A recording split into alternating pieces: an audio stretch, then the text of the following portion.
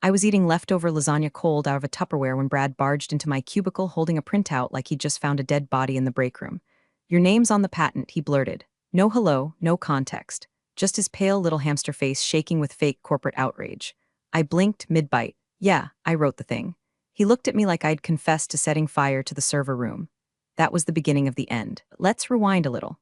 Before the LinkedIn warriors arrived with their buzzwords and Bluetooth earpieces, I'd spent the last 11 years buried in source documents and compliance reports, most of which had my initials at the bottom. Not because I was some ego-tripping gatekeeper, because nobody else wanted to be responsible if we ever got audited. I was the one who read the clauses, highlighted the subclauses, and actually understood the sub-subclauses. You know, the ones with the little Roman numerals that bite you in the ass when you're trying to sound smart in front of federal agencies. I don't do flashy. I don't do rah-rah. My coffee mug says I read contracts for fun, because I do. I've always liked the quiet power of being the person who knows exactly where the bodies are buried in a binder. So when our company secured a $250 million innovation grant tied to a patented security verification protocol, guess who was listed as the registered licensee? That's right, me, Elizabeth Jane Hart.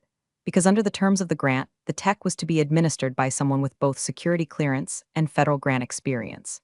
My name's baked into the application, the usage rights, even the annual progress report templates. I'm the compliance ghost haunting the heart of the product. Now, most people in the company either didn't know that or didn't care. Legal knew, the original grant writer knew, but they left a year ago to start an organic almond butter co-op or something. Since then, I've been the lone librarian of our institutional memory, ignored, mildly resented, but absolutely essential. And that's how I liked it. Low profile, high control. As long as I stayed in my lane, nobody messed with me. Until Brad. Brad, with his barely buttoned shirts and the attention span of a mosquito in a wind tunnel. He was one of those fast-track hires, mid-level, MBA-scented, allergic to nuance. Got promoted straight out of a strategy offsite because he used the word synergy unironically during a deck presentation. The kind of guy who thinks compliance is something you outsource to India or slap a checkbox on in Notion. He was tasked with streamlining IP disclosures, which apparently meant going on a witch hunt for anything that didn't fit into his PowerPoint slide with 3 bullet points and a stock photo of a handshake. So when he saw my name on the patent filings tied to the tech grant, his tiny lizard brain whispered the word, moonlighting. I told him calmly twice that it was part of the grant requirement, that I'd disclosed it from day one, that the company's own legal counsel had submitted the registration. He nodded like he was listening, then turned around and reported me to HR like a toddler telling on someone for coloring outside the lines. Anyway, if you're still with me, go ahead and hit the subscribe and like buttons. It really does help our team bring you more stories like this. Plus, it gives me an excuse to keep telling tales where the quiet ones win. Back to the story. The thing is, I wasn't panicking. I'd seen people like Brad before. They come in loud, swing their weight around, and leave a trail of broken workflows behind them like breadcrumbs. I assumed someone up the chain would explain things. That maybe the VP of Ops, or at least someone with access to the original grant binder, would connect the dots before anything irreversible happened. I assumed wrong. There's a particular kind of weariness that sets in when you realize the people now running the show not only don't understand the system, they actively disdain anyone who does. Brad didn't want clarity. He wanted credit for cleaning house. And I was a perfect target. Older, quiet, tucked away in a corner office with my wall of 3-ring binders and my post-it collection that could probably trigger a mild anxiety attack in most UX designers. The writing was on the wall, in the patent and the licensing form, but no one was reading, so I sat back, filed my documentation like always, and waited. Turns out, I didn't have to raise my voice to make noise. The system I built was already louder than any memo Brad could draft, and it had teeth. The Monday they arrived, they didn't even bother to introduce themselves properly, just marched into the bullpen like they were touring a startup they planned to gut for parts. They all had those job titles that sounded like they were generated by an AI trying to be trendy. Innovation Catalyst, Experience Flow Architect, VP of Cultural Velocity. Half of them were under 30, all of them were overdressed, and none of them had the foggiest idea how anything actually worked. They were sent by the board, apparently. New investment coming in, new vision, new structure, blah blah blah. A flattening of departments, which in real terms just meant firing the people who made things run and replacing them with people who talked about running things. I watched them move through the office like they were casing the joint, pausing to sneer at paper files, scoffing at anything not stored in the cloud, and asking things like, who even uses binders anymore? My desk must have looked like a crime scene to them. I had 3 monitors, 2 staplers, and one ancient but reliable desktop tower that sounded like a small lawnmower when it booted. And binders, so many binders they were color-coded by audit year. I saw one of the new girls take a picture of my cubicle and whisper, "This is giving grandma's tax season." Brad slithered into my life around day 3. He was officially titled IP Alignment Officer, which sounds like something you'd name a chiropractor for trademarks. Unofficially, was a snitch with Wi-Fi. His favorite hobby was scrolling through old documentation and firing off Slack messages like, "Who approved this line item?" Or "Can we sunset this process?" Usually for things he didn't remotely understand. And then he found the patent. It wasn't hidden, it wasn't secret. It was filed with the Department of Defense, linked to our grant, and signed off by legal, compliance, and the board back when people actually read what they were signing. It listed me as the registered licensee and technical steward. Not out of vanity, because I was the one who architected the damn verification system, configured the audit trails, and met the compliance deadlines like my life depended on them. Which, fun fact, sometimes it did. Brad cornered me near the copy machine. "We've got a problem," he said, holding the printout like it had anthrax on it. "You didn't disclose this IP." "I did," I said, barely looking up. "It's part of the tech grant. It's been in the system for years. Legal filed it. You're listed as the owner. I'm listed as the licensee under federal terms. That's how the grant was structured. The company's the grantee, I'm the designated user." He blinked. "That's not how we do things now. Then maybe you should check how federal compliance still does them," I said, and I'll admit, maybe I let a little edge into my voice. That's when he said it, that smug, line in the sand garbage line. "You're either with the team or you're not." Not a team, the team, his team, the one with no memory, no paper trail, no clue. I didn't say anything. Just looked at him like you look at a kid trying to plug a USB stick into a toaster. I'd seen this breed before. They live in short sprints and pitch decks. They confuse confidence for competence. They think history is a nuisance and documentation is an obstacle. And worst of all, they believe their ignorance is some kind of innovation. What rattled me wasn't the accusation. God knows I'd been called worse by better. It was the speed, the way things were shifting underfoot. There was no review, no back-channel clarification. Just knee-jerk suspicion, followed by threats delivered like gospel. By Thursday, half my responsibilities had been reassigned without a word. My name disappeared from 2 team rosters. My access to the project management platform was temporarily suspended pending role clarification. Nobody said it directly, but I was being ghosted by my own job. I sent 2 emails, one to legal just to document the encounter, one to HR clarifying my role per the original grant documentation. No reply. At that point, the alarm bells weren't deafening, they were distant, more like a smoke detector in a locked room. Something was burning, but I wasn't sure if it was my desk or the whole damn floor. I went home that night and dug out the original grant file. I still had the hard copy, of course I did, flipped to the clause with my name on it. Usage rights contingent upon licensee's active employment status.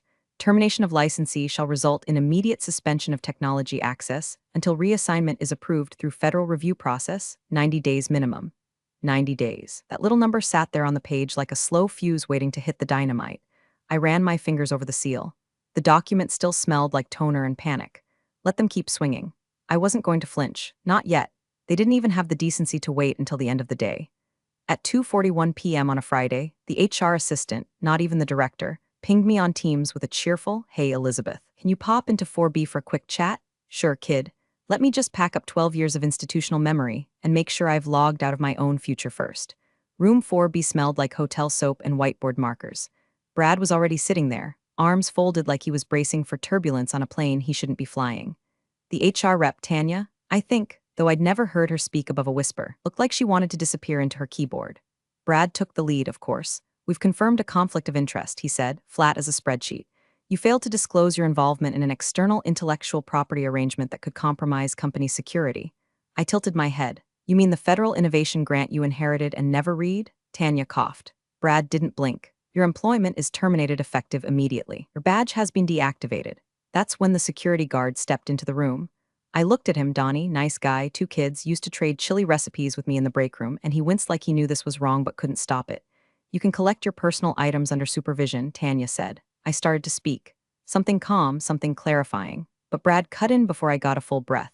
"This isn't a debate. We've got to move quickly on this." "Of course you do, Brad. Wouldn't want to give due process time to catch up." I stood up, smoothed my blouse, walked out without a word. Let Donnie trail behind me like a reluctant shadow as I packed up a cardboard box of framed audit certifications, a mousebed shaped like a cat, and my backup flash drive labeled Patent Docs Final.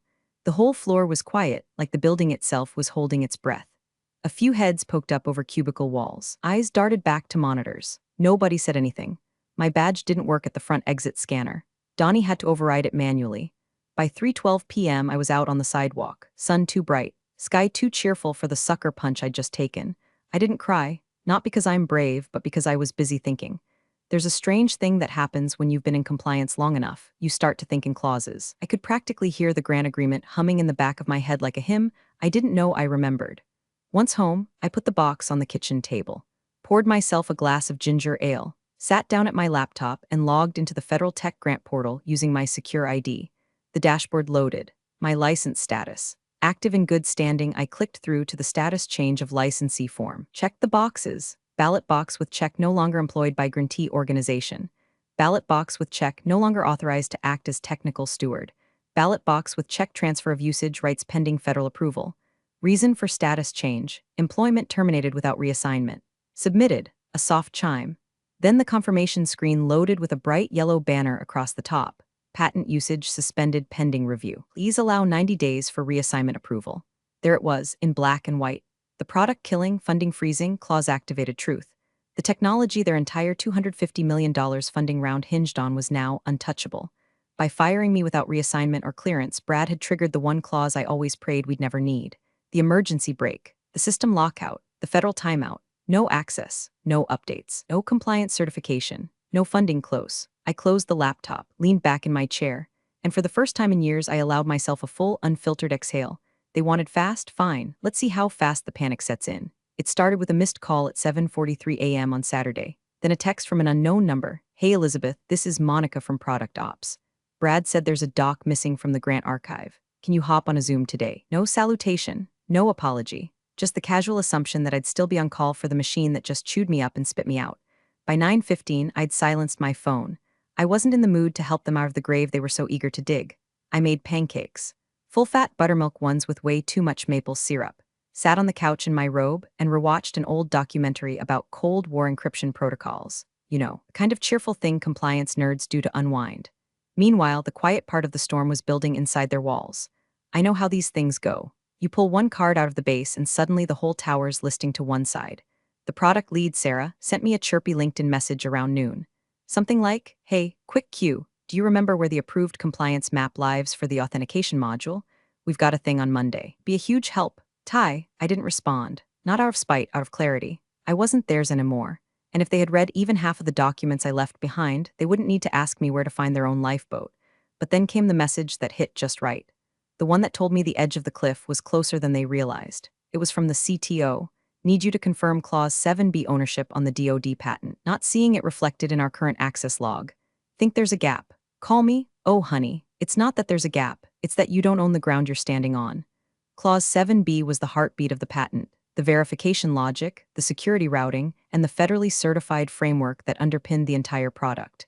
It was also the clause that stated, quite clearly, that all usage rights were contingent upon active stewardship by the registered licensee, which, as of 3:12 p.m. Friday, was no longer me. I left the message unread. Let the timestamp bake into his anxiety like a low-grade fever. Instead, I pulled out the hard copy of the licensing agreement again. Flipped to the back where the compliance triggers were listed. There it was, plain as day, highlighted in faded orange ink from a marker I hadn't used in years. Termination of licensee shall auto-flag all associated technology for review. No further usage permitted until substitute licensee is approved. Estimated processing time, 60-90 business days. Auto-flag, not manual, not conditional, automatic. The clause wasn't about punishing terminations. It was about protecting the integrity of federally backed technology. The moment I submitted that change, the wheels had started turning. Quietly, inexorably, like a slow federal avalanche. I opened my laptop, logged back into the grant portal. Status under review licensee reassignment pending. Access revoked from all associated systems. That included the source code repository, the compliance certifier, the integration tool, the escrow validation platform, everything. And they didn't even know it yet.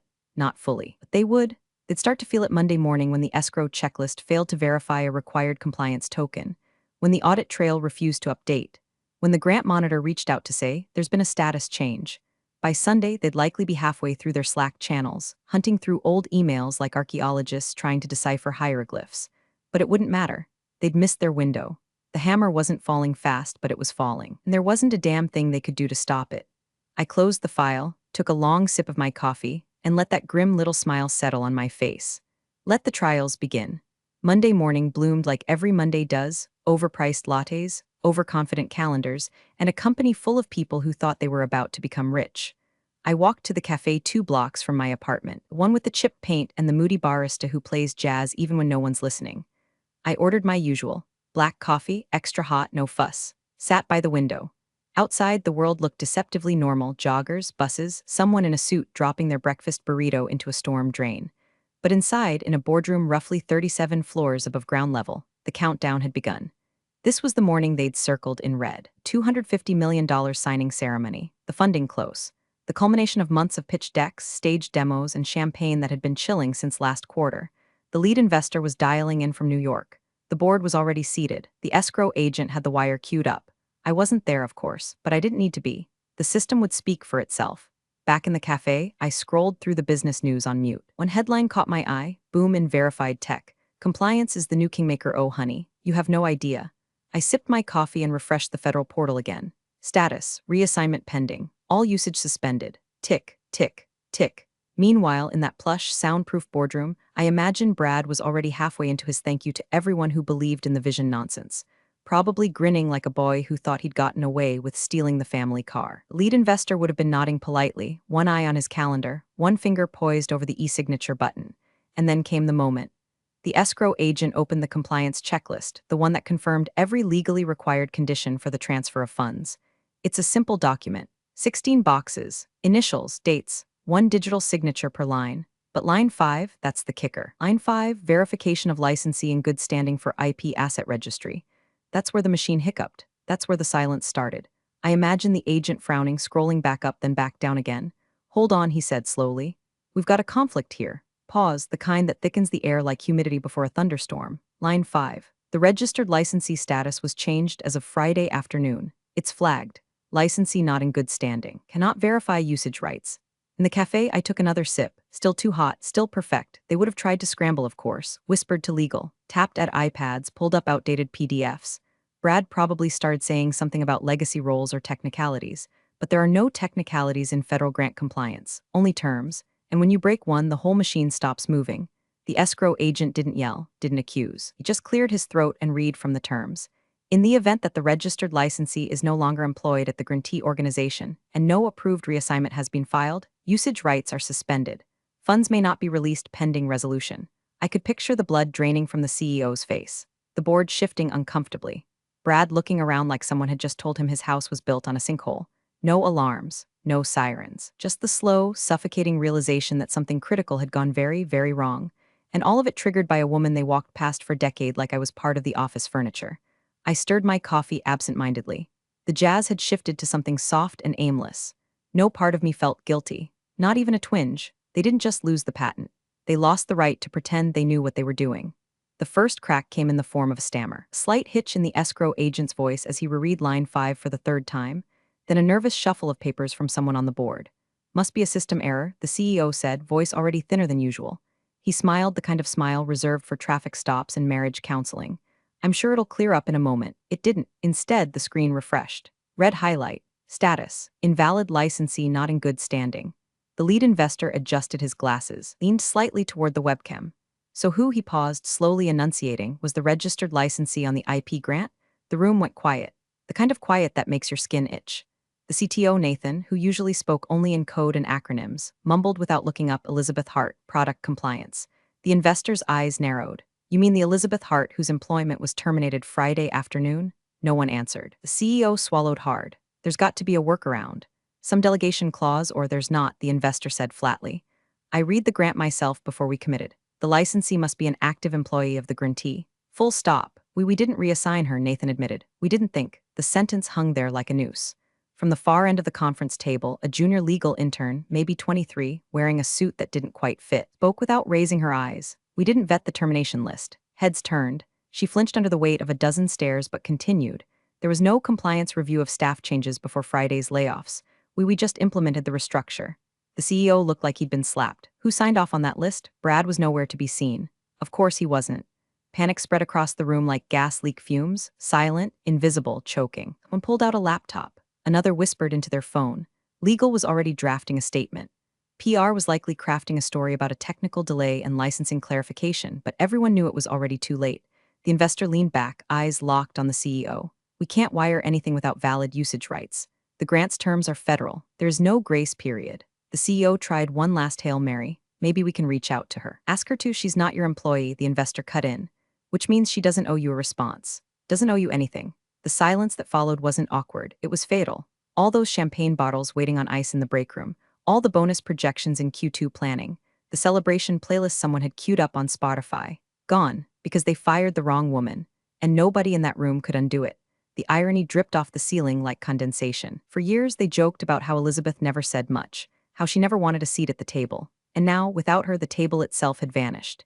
The intern, bless her, tried one more question. Should I pull her file for review? No, the investor said quietly. Pull the termination documents. I want to see exactly who made this decision. And when. As the screen behind them flashed escrow paused compliance flag active, the CEO closed his eyes for a moment too long. Outside the boardroom, the rest of the office buzzed with clueless optimism, still high on the idea that millions were about to rain down. Inside, dread bloomed like mold in the air vents, because this wasn't just a hiccup. It was the echo of a mistake, one they couldn't contain, one that started the moment they decided knowledge was replaceable. And now, the clock was ticking, loudly, mercilessly, and right over their own graves. My phone rang for the first time at 10:22 a.m. I didn't need to look to know who it was. The caller ID just read unknown, but the timing was a dead giveaway. The second call came 5 minutes later. Legal. I recognized the number, Shauna Wexler, sharp suit, sharper tongue, usually too busy to say good morning unless someone was getting sued. Then came Brad, of course. He didn't bother with a voicemail, just kept calling every 7 minutes like a man trying to rewind time through persistence. I silenced the phone, set it face down on the table, laced up my walking shoes and stepped outside. It was unseasonably warm. The kind of crisp, golden morning that makes you believe the universe occasionally enjoys irony. I walked through the park by the old reservoir, the one with the rusting benches and the dog owners who act like their poodles are Navy SEALs. Golden retriever puppy trotted up to me and dropped a tennis ball at my feet like a peace offering. I smiled, gave it a toss. The dog bounded away, unbothered by the global implosion I was currently orchestrating through non-action. Because here's the thing about silence, it scales better than rage. Back in that boardroom, I knew what was happening. They weren't having a meeting. They were having meetings about meetings, trying to find a scapegoat with just enough plausible deniability to shield the top brass from investor wrath. But there was no scapegoat this time. Just a trail of approvals, signatures, and Slack messages all pointing in one direction. Brad, the CEO, the system that thought experience meant replaceable. I sat down on a bench facing the fountain and checked my voicemail. The messages stacked up like guilty confessions. Shauna's voice was tight, measured. Elizabeth, you'd appreciate a return call to discuss a possible amendment to your termination documentation. There may be flexibility. Translation, we need you to unfuck what we broke. Brad's message came next. It was mostly stammering. A lot of look, this might have gotten escalated faster than it should have, and we're all just trying to move forward here. He said the word team 4 times. I deleted it without finishing. The last voicemail was from the board chair, Arthur Levinson, a man I'd spoken to exactly once in my career, and only then to explain why annual compliance review wasn't a suggestion. His message was pure white-collar panic, wrapped in velvet. Elizabeth, I've been informed of some oversight regarding your departure. I believe we've made a grave miscalculation. I'd like to open a dialogue as soon as you're available. I deleted that one too. Let them sit in it. Let the silence stretch long and thin, like a wire pulled tight across a canyon. I wasn't trying to be cruel. I was simply giving them exactly what they gave me. Absence. Inside the company, I knew the cracks were becoming fractures. The investor's response wouldn't have been subtle. Probably one sentence, maybe two, something like, until this is fixed, you get nothing. Those 6 words might as well have been carved into granite. No money, no press release, no handshakes, just the cold hum of compliance locking down a system they never bothered to understand. Somewhere, someone was probably trying to reverse engineer the license terms, hoping to find a loophole, but there weren't any. I wrote most of the audit documentation myself. I know every clause, every cross-reference, every trapdoor disguised as a footnote. I was the trap, and now I was out of reach. I leaned back, closed my eyes, listened to the fountain burbling behind me. Let them call, let them sweat. Because in this moment, my greatest weapon wasn't access. It was silence. The second emergency board meeting wasn't even on the calendar. It was scheduled via text. No agenda, no catering, no pretense of control. Just a panicked scramble of suits and bad coffee, all shoved into conference room like passengers waiting for news of a delayed flight that's never arriving. The screen at the front blinked open to the grant portal's legal page, line after line of federalese that most of them hadn't read since the grant was filed. Legal had finally found the clause. Clause 7b, paragraph 3, the part I'd highlighted 3 years ago in neon green and begged them to engrave into their skulls. A junior counsel read it aloud, slowly, as if hoping each syllable might change into something more forgiving. The patented IP under grant hash 241GV is non-transferable. Only the registered licensee may operate the system. If terminated, usage ceases immediately until the licensee is reinstated or a substitute is appointed and approved through the Federal Review Board. Estimated review period: 90 business days. Silence followed so absolute you could hear someone's stomach growl. The lead investor leaned forward, elbows on the table, voice low and lethal. Who did you fire? The question landed like a gavel. The CEO looked down at the table, suddenly fascinated by the grain of the laminate. His mouth opened slightly, no words, just a gulp of air like he was drowning. No one spoke. Brad's chair sat empty. He hadn't shown up. One of the board members scanned the room. Where is Brad? No answer. The HR director shuffled papers nervously. He's on leave. Medical, I think. Convenient, the investor snapped. Another board member, Sandra, CFO of a fintech firm and known for her tolerance level of 0, leaned in. So let me get this straight. You had one federally registered licensee tied to a $250 million funding round, and you terminated her without reassignment? The CTO nodded mutely. Sandra pointed at the screen. You do understand what 90 business days means in startup time? A murmur spread across the table like infection. The COO tried to offer a band-aid. There might be an appeal process. Maybe we can fast-track it. There is no fast-track, the legal director interrupted. It's federal. You don't fast-track federal unless you have clearance and congressional pull, and we don't. The investor tapped the table with his knuckles. Once, twice, and stilled his hand, so let me rephrase. You fired the only person holding the keys to the technology, and now the entire product is in limbo for at least 3 months.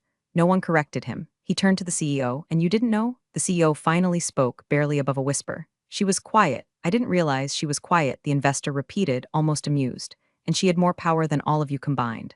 Let that sit for a second. The intern from earlier, the same one who'd spotted the unvetted termination list, was hunched over a laptop, scrolling furiously. She didn't say anything, but the clicking of her keyboard was the loudest sound in the room. The investor stood, straightened his jacket. This isn't a delay, it's a breach. You've violated the terms of the grant. We now have to disclose this to the Oversight Committee. When word gets out that your platform doesn't have valid usage rights, he didn't finish the sentence. He didn't need to. The CEO finally looked up. We'll reach out to her, try to make it right. The investor raised an eyebrow. You think she'll come back? Again, no one answered because they knew. I was done being the quiet one in the corner. Now I was the ghost in their machine. And ghosts don't answer calls. The boardroom was dead silent when the lead investor finally spoke. His voice wasn't angry. It was worse, dispassionate, surgical. Cancel the transfer. Alert our attorneys. The words hit harder than a tantrum ever could. There was no yelling, no dramatic speeches. Just a billionaire calmly instructing his legal team to detonate the deal from orbit. He turned toward the CEO, who now looked like he'd aged a decade in the last 10 minutes, and delivered the final autopsy note. Your platform doesn't own its tech. You just fired the only person who did. The CTO started to speak, stopped. Nothing to say that wouldn't make it worse. The escrow agent didn't flinch. Just methodically closed his laptop and said, almost gently, transaction void. Void, like the celebration playlist still sitting in the break room queue, like the performance bonuses tied to the close, like the expansion plan they'd announced in last week's town hall, complete with fake grins and recycled mission statements. Every illusion they'd built over the last 6 months collapsed with a single status change in a federal database. Not by sabotage, not by revenge show or whistleblower exposés, just compliance, just me doing my job. They could blame Brad all they wanted. But Brad was a symptom, not the sickness. The real infection was arrogance. The idea that experience is just overhead, that history is a weight, not a foundation. They found out otherwise on camera, in front of their investor, with no time to lie their way out, and I was exactly where I wanted to be, at home, barefoot, the sun casting a soft stripe of light across the kitchen table, a half-finished mug of mint tea beside me, still warm. I opened my laptop to check the grant portal, one last time. Status, reassignment pending. Estimated time, 89 business days. The countdown had started. A soft chime pulled my attention to my inbox. One new message, from lead investor at, calm subject, would you be open to a conversation? No apology, no explanation, just the slow, careful language of someone who knows they're speaking to the last person standing. I hovered over the message, then closed the tab, didn't delete it, didn't reply, just closed it. Some victories don't need confetti. Some revenge doesn't need a monologue, sometimes. Silence is the perfect sound for a system doing exactly what it was designed to do. I lifted my mug. Took a long sip, let the steam wash over my face. Outside, a bird chirped once.